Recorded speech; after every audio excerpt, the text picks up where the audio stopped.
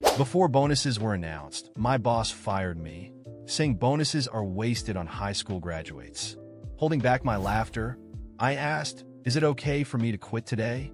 The next day, after I resigned right away, my boss freaked out and called me nonstop. He chuckled, crudely repeating that bonuses are wasted on high school graduates. This person has consistently hindered my work in the past, and today he pushed me to resign. He remains oblivious to the fact that it's actually him who will be inconvenienced by my departure. Suppressing my laughter, I signed the resignation letter. My name is George, 27 years old. Having lost my parents, I was raised by my maternal grandparents. After graduating from high school, I joined a company that develops and sells pet food. It wasn't a large company, but they actively hired people like me with a high school education. However, 5 years after I started working there, the research department developed a pet food specifically for senior cats and dogs. The product gained popularity, and the company experienced rapid growth. As a member of the sales department, I became incredibly busy running around to meet clients every day. With the company's expansion, the number of job applicants increased, and high school graduates like me became less common. Compared to my college-educated colleagues, I lagged behind in terms of education and struggled with tasks that required intellectual effort. Consequently, it wasn't uncommon for highly capable college graduates who joined after me to get promoted ahead of me. "But I do love this company," I murmured while feeding my grandparents' elderly cat with our own brand of food. Thanks to our company's pet food, my cat remained lively even after turning 15. Even though I can't seem to get promoted, I still want to continue working at this company. Despite not having an impressive educational background, I work as a salesperson who relies on my own efforts. However, Jack, our department head who was headhunted from another company a few years ago, seems to dislike my approach. Initially, he worked in the materials procurement department, but when a vacancy opened up for the sales department's manager position, he was transferred. Jack, with his impressive educational background, seems to take pride in it. Consequently, he disapproves of me, a high school graduate, achieving decent results. "I don't need subordinates without education. Can you transfer to another department?" When Jack is irritated, he casually makes remarks like this to me. Although he's not always sarcastic, when he's in a bad mood, his snide comments can be quite harsh. So I tried to avoid getting too close, not only with me, but he also tends to be sarcastic toward others who don't meet his high standards. It seems I'm not the only victim of his behavior. One day I exclaimed, "I did it. We're close to finalizing a contract with a major corporation." The sales team congratulated me with smiles. This contract with the company has been a long-awaited opportunity. And now, finally, discussions have begun toward formalizing the agreement. Although it wasn't official yet, we needed a few more meetings, but at this rate, we could push through to contract completion. "I'll do my best to take it all the way to the final agreement," I declared, encouraged by my colleagues' supportive smiles. However, Jack looked at me with an inscrutable expression. The next day, as I checked my belongings before heading to a client meeting, I noticed my handkerchief was missing from my bag. More small items disappeared, making me suspicious. Then my wallet vanished. Panic set in. With the help of my colleagues, we searched and found my wallet in the company's trash bin. "Did you accidentally throw it away? Making a big fuss over your own mistake is quite a nuisance," Jack said, his face showing clear exasperation. But I didn't miss the fleeting hint of amusement in Jack's expression. It seemed like Jack might be the culprit. That split-second twisted smile made me suspect as much. Since that day, Jack's harassment has only worsened. "Finish this task by tomorrow." But it's already past working hours. "Are you defying me?" He glared at me sharply. Even though I was getting ready to leave, Jack piled a massive amount of work on me. I ended up working overtime almost every day because of this. Even when I completed my task diligently, Jack didn't offer any gratitude. Instead, he called me out for minor mistakes and scolded me relentlessly. Some sympathetic coworkers tried to intervene, but after Jack's threatening words, no one dared to help me anymore. "It seems you want to experience the same fate as this person," he sneered. Since then, I've been on my own. While enduring Jack's snide remarks and reprimands, I continued negotiations with the well-known corporation. The contract was substantial, requiring thorough preparation. However, on the day of our final meeting, disaster struck. I realized that the carefully prepared distribution materials were inexplicably missing from my bag. Smirking, Jack approached me. "Oh, were those important? They seemed so shabby. I took them for trash." Stunned, I listened as Jack continued. "This might ruin the contract. A significant deal like this was probably beyond your capabilities anyway." Did Jack prioritize surpassing me over the company's success? Suppressing my anger, I ignored his gloating expression and rushed out with the materials. I had, fortunately, a nearly identical PowerPoint presentation, although I initially created it in PowerPoint, had been remade in print format for better readability. In the end, we successfully navigated the final meeting and the contract was signed. This might lead to a promotion with a bonus coming up. "Maybe I'll treat my grandparents to dinner," Jack grumbled, while reluctantly acknowledging my achievement. However, a week after finalizing the contract, on the eve of bonus payment day, I arrived at work feeling excited. But as soon as I got there, Jack summoned me. He accused me of embezzlement, claiming that I had secured a contract with another company at an unusually low price and pocketed the difference. "I haven't done anything like that," I protested. Jack responded, "We have substantial evidence. If this gets out, you'll be fired for sure. But if you sign the resignation letter now, I'll take responsibility and cover it up. You're a criminal for embezzlement, but you're also the one who secured the deal with a major corporation." With that, Jack handed me a prepared resignation letter and my salary statement. He lifted the salary statement, tore it up right in front of me, and sneered, "Bonuses are wasted on high school graduates." Then he chuckled crudely. "I never embezzled anything." The evidence Jack showed me was cleverly fabricated but entirely baseless. He must have prepared it to discredit me, seizing the opportunity on the eve of bonuses to lure me into this trap. I knew he disliked me, but I never expected it to go this far. "After you leave, I'll take over as the person in charge of that contract. Rest assured, I'll handle it responsibly. So go ahead and quit the company." It seems that Jack's intention was to take credit for my achievements. Can there really be people in this world who do such unbelievable things? Faced with this shocking reality, I couldn't help but feel like laughing. However, if I laughed here, Jack would probably consider me abnormal. "Is it okay for me to leave today?" I asked. "Yeah, you can quit today," Jack said. "Understood? I'll sign the resignation letter." Seeing me trembling as I tried to hold back my laughter, Jack misunderstood my agitation as frustration. With a cheerful demeanor, he offered me his pen. "You can borrow my pen." I returned to my desk, signed a resignation letter, and quickly packed my belongings. While other employees looked surprised, I didn't respond to their expressions. As I left the sales department with my packed belongings, Jack saw me off with a lecturer's grin. The day before bonuses were announced, my boss fired me, saying that bonuses are wasted on high school graduates. Holding back my laughter, I asked, "Is it okay for me to quit today?" The next day, after resigning immediately, my boss panicked and called me incessantly. The day after I quit, I was at home feeling lost. I had already explained everything to my grandmother. My grandfather, however, scolded me, wondering why I hadn't consulted with him. As for Jack, I figured it was my problem. It wasn't uncommon to be disliked by someone at work, so I decided not to make a big fuss and didn't consult anyone. Neither my co-workers nor my family. When I left that office, I felt a mix of relief and anger. I had spent years working hard, giving my best to contribute to a place I genuinely cared about.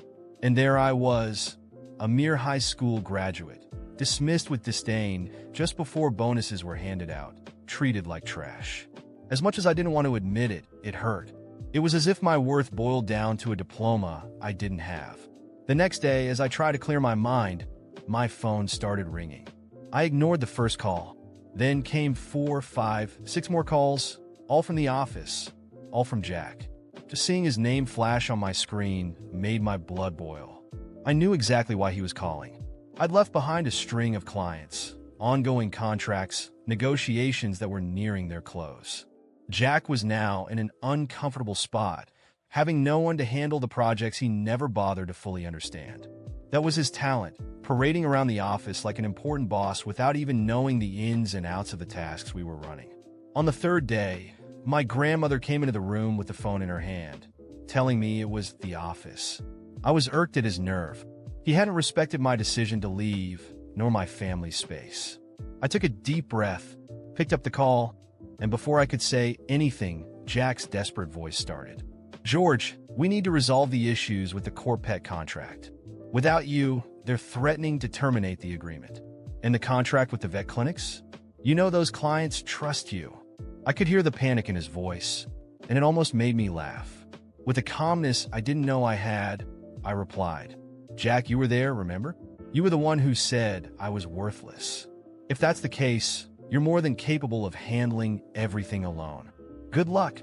"George, this isn't the time for resentment," he retorted, trying to hide his irritation. "We need you to finalize these negotiations. Consider this. It's for the good of the company." "The good of the company?" I bit back a laugh and asked, "Was the good of the company what you had in mind when you made up all those lies? When you tore out my pay stub in my face and laughed?" His voice grew colder, but still held a note of pleading. "That's in the past. Let's be professional." "Professional?" I had to stop myself from throwing all his actions back in his face. But then an idea struck me. I knew Jack was desperate, and I knew how much he hated being in a vulnerable position, especially with me. He always saw himself as superior, the educated, qualified manager. And now he was dependent on me, the high school graduate. This role reversal was too satisfying to resist. "You want me back, Jack?" I asked, feigning interest. "Very well. We can talk about financial compensation.